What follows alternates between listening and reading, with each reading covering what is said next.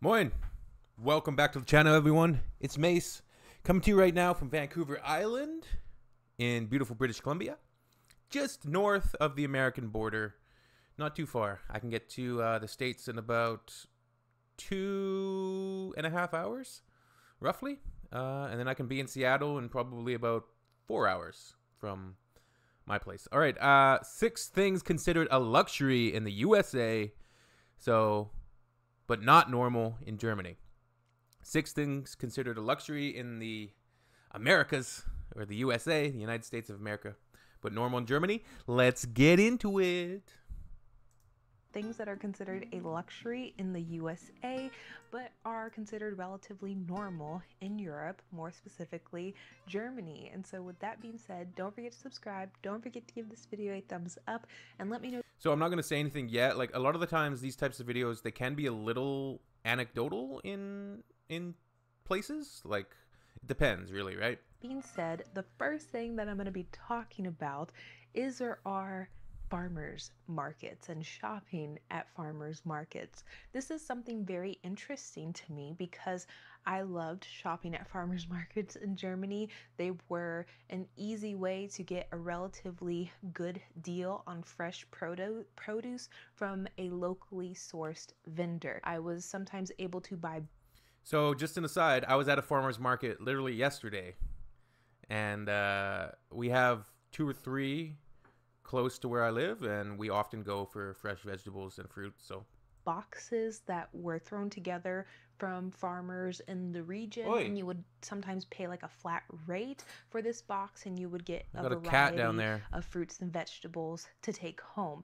You didn't really get a choice in what you got, and this isn't necessarily how all farmers markets work, but this was just something that I did a few times near my home. I visited one when I first got here, and I think I grabbed $17 out of my wallet. I went to the honey stand. I picked up a jar of honey. I put it on the counter and it said I wanted to buy it. And the lady was like, it's going to be $22 and some change. And I looked at her and I was like, confused. I would have technically purchased it if I had the money to buy it, but I only had $15 or $17 in my hand. So then I started researching, why are farmers markets in the United States so freaking expensive? People here eat like they have an unlimited access to healthcare. A lot of people in the USA, this is a stereotype, but it is unfortunately very true, eat. Yeah, like, even talking about this, I can admit to eating poorly a lot of the time, and it's something that I definitely need to work on. It's something that you do out of convenience, laziness, procrastination, and vice. Like, right? I like chips. I like French fries. I like pizza. I like burgers. Should I eat them all the time? Obviously not. Like, I need to get back to where I was when, I need to get back in shape. That's the goal. Summer body coming, baby. Really crappy due to how expensive fresh produce is. And what I mean by this is that the families you see eating fresh salads and fresh vegetables and fresh fruits every day in their household. I do get a bit worried when I see young children that are really overweight. It's like, if there's no medical condition that's causing this, like a young child, like say a toddler or a little bit older, 5, 6, even up to 10 years old, like, they shouldn't be heavy because they really don't have much of a choice as to their diet. The parents should be curtailing their nutrition plans to meet their needs and keep them young and healthy. And, if they're older and they want to start eating like crap, well, so be it. But generally have a lot more disposable income than the average American. And so farmers markets, they're offering organic, they're offering locally sourced, they're offering low pesticide, no pesticide, they're offering good variety, they're offering, delicious looking food that is better, supposedly better than getting it in a grocery store. And so they're able to slap a hefty price tag on it. And it's due to the society that we live in. Because in Germany, people expect to have decent meals. They expect to have fruits and vegetables. They expect to have these things at a relatively affordable price.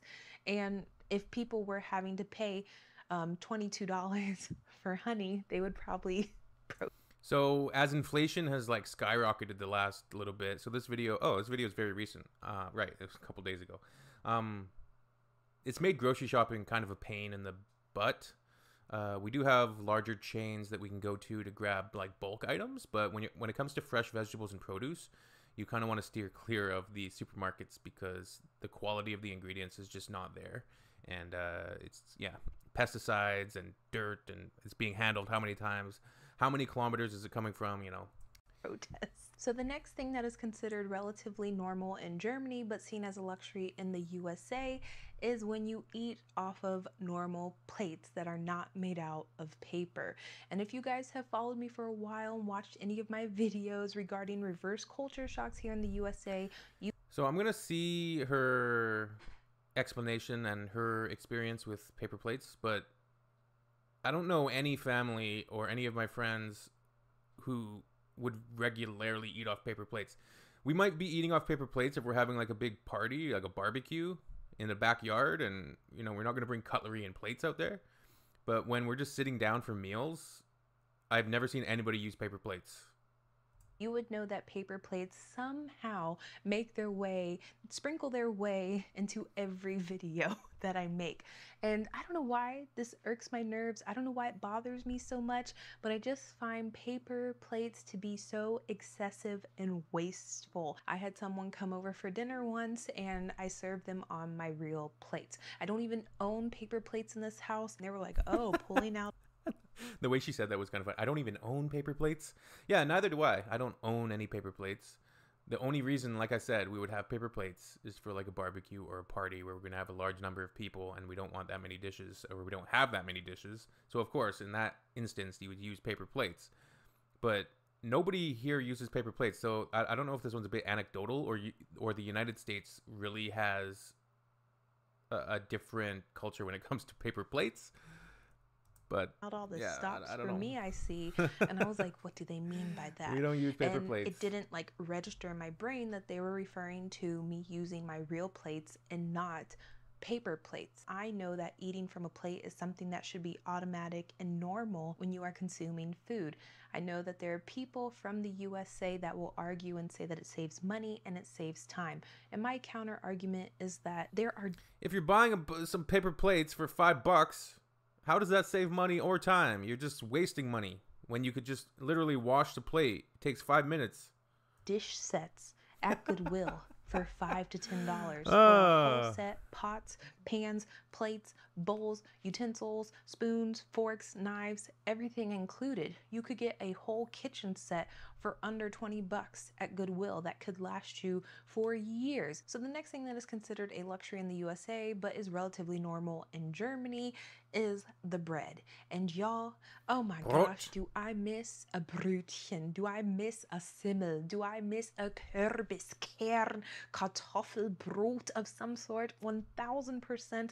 And please, She's really doing the someone send me some bread. Mike and I were at Publix yesterday and a gust of wind blew me over to the bakery bread section. And I sometimes like to dabble in American bread because I do miss, just a nice Scheibe Brot with butter, maybe a bissel Käse, maybe a bissel Schinken dazu, and maybe a Gurke, a nice little broadside. And who was with me? Lo and behold, Germans. And they were complaining. It was so funny. They were like, ja, wir essen dieses Scheiß nicht. And they meant the bread in the middle aisle section of the USA. I always find it interesting that people will shy away from an $8 loaf of bread that's baked at the bakery, but are okay with spending $7.50 on a crappy loaf from Nature's Own because it's sliced and it looks like more, even though the nutritional value of it is negative 1,000. The next thing that is considered a luxury in the Yeah, it's like what's the worst type of bread? That like Wonder Bread.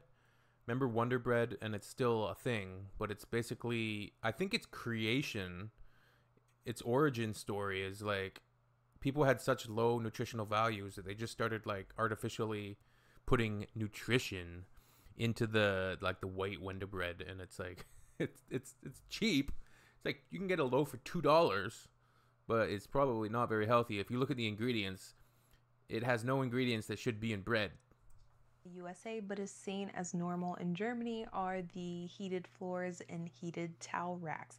And I remember when Ooh, I was heated living in towel this very racks. small apartment, one of my friends FaceTimed me. And I don't remember how it came up. I think I said I have to turn on the like Fußbodenheizung, or I have to turn on my towel rack heater. And my friend was like, "You have heated floors? You have a towel rack heater?" She's like, "Where are you living, Haley? Oh my gosh, so fancy." Little did she know that this was like the Kackwohnung of the century, and it was just normal where I lived. It was seriously the tiniest, grotteligste Wohnung aller Zeiten, but nonetheless, it had, Fußbodenheizung, and it also had one of those like wall-mounted heaters that So this one's, yeah. I haven't seen many people with heated floors. It's a thing. It's definitely a thing, but it's more of a special item that people are going to install and have put in special to their homes. Heated towel racks too. That sounds amazing. But yeah, the only thing I noticed heated is like heated seats in the car, which was always really nice on like those really cold hockey mornings. We're going to hockey practice and you just like turn on the heated seats and so. But yeah, heated floors. That's cool. I just Oi, called the towel so cool. rack heater. I don't necessarily know if they're a towel heater. I think it's a wall unit that heats the whole bathroom or the whole room, but Hmm. people use it to dry their towels or to heat their towels. And it's just something that can be found scattered in different homes in Germany, regardless if they are expensive or affordable. And so I found that always to be really funny when I talk to people from the USA that never left the USA and never came into contact with these types of things, when they really thought I was living this lavishly luxurious lifestyle. And sometimes I'd be like, "Oh, well, my home has, heated floors." And then people be like, "Ooh la la." And I'd be like, "Ooh la la la." But y'all don't know the truth is that, I'm trying to get the rent lower. I'm paying the lowest amount of rent that I can find in the city. So the next luxury in the USA that really isn't a luxury, in my opinion, is the work life balance and the boundaries that you set at work. A lot of people that I have come into contact with, especially with my Yeah, work-life balance can be really bad, and I think in the United States of America, it's even worse. Like Canada's got some pretty good workers' rights, and so new job do not the labor understand laws. that there are boundaries that you can have as an employee. A lot of people don't understand the separation between work and life balance, and they only associate those things with higher up positions or higher paid individuals. And so they think that they're the bottom of the totem pole and they're never going to have a decent quality of life with their work. They're never going to have a decent balance of work and life, and they're never going to be able to set boundaries for themselves. And this is just our culture, and due to how our society and workers' rights and laws here are in the USA, that sort of Because the U.S. has, in its deepest, origin, like the individualistic kind of thought processes, right? Everything's kind of like me, and like I'm gonna make $100,000, and you're not gonna take any of my money, and I'm gonna keep every dollar, and da da da da, like government, yeah. Anyways, that kind of individualistic hyper capitalism sort of thing, late stage capitalism. is true. But for me, I am a firm believer in setting my boundaries, especially since I've worked in Germany before. Maybe one day I'll start eating from paper plates. Maybe one day no, I won't eat the bread, Don't. y'all. Maybe I will shop at the farmers markets and spend all that money. Don't know, could happen. But what I will not do is allow myself to be taken advantage of, as some people allow themselves in the USA, by a corporation. You always have to put yourself first. You can need a job, want a job, love your job, but you also have to love yourself, need yourself, and want yourself. And so, in order to do that, there needs to be a clear separation. And what I see is that a lot of people are not able to do that due to how toxic our work culture is. You work so you can live. You don't live so you can work. Um, there needs to be a balance in everything, right? Like it can't be too extreme. And if you have a job that you don't like, you need to quit. Like, I mean, some people have no choice. Like, they got to try to put food on the table. Like, yeah, it's tough. But there's always other jobs. I'm lucky. The current job that I have is really awesome. It's a great work life balance. The hours are fantastic. The employer is great, and yeah, it's really amazing. So I'm pretty lucky right now, you know. But Is. And like I stated earlier, a lot of people don't believe that they are entitled to like just basic human sick workers' days. rights due to the simple fact that they aren't a higher position. And I'm like, no, no, no. You are a human. You are working. You are volunteering your precious limited time to a company, and you need to get something out of it aside from a shitty ass paycheck. The last and final thing that I'm going to be talking about sort of ties into the Yeah. work life balance and boundary point, but it is that in the USA, it is sometimes seen as a luxury to have access to healthcare or taking care of yourself. And in so many places in the world, not including, I mean, Germany included as well, but branching outside of Germany, healthcare is just, as always, a basic human right. I just wish that people would understand that taking care of yourself equates. So, like, yeah, what she's saying is totally correct. And taking care of yourself, nutrition, and health should be like one of the number one things, if not the number one thing that we focus and allot our time to do. Like, instead of watching Netflix all day, people should be like at the gym and like making healthy salads and food. But instead, they're like watching the Kardashians or in tabloid news, and like not a lot of people. Well, obviously a lot of people, because the freaking people like that and all these celebrities, like, people are way too involved with it, and I don't know. Equates to such a better life, and there are so many other ways than going to the doctor. Going to the doctor is very important. You should get your checkups, you should do your routine procedures, but there are also ways to improve your health as well and to take care of yourself. Walking, being active, eating the right foods, having a good mindset, and taking yourself out of stressful situations, which is sometimes very hard, but it is possible. And I feel like we're sort of getting better here in the USA regarding this topic, but there's so much work to be done. And so those are all of the things that I think are viewed as a luxury here in the USA, but are considered relatively normal in Europe, more specifically Germany. And so, like I stated, if you guys want to add anything to the list, you're more than welcome to. But other than that, thank you so much for watching, you guys. I love you. Have Great video, and yeah, interesting always to kind of analyze and take a look at what the differences are, what's anecdotal, what's kind of more regular, and things are kind of always somewhat anecdotal because there's like you're looking at the average. I think she's kind of like coming at it from like the average American and maybe the average German, whereas like there's a lot of people on the fringes and the edges that don't have these things or do these things or don't do these things. So anyways, link to her channel will be in the description if you want to check out some of her other videos, and I appreciate you hanging out here, and we'll see you on the next one. Tschüss. Auf Wiedersehen.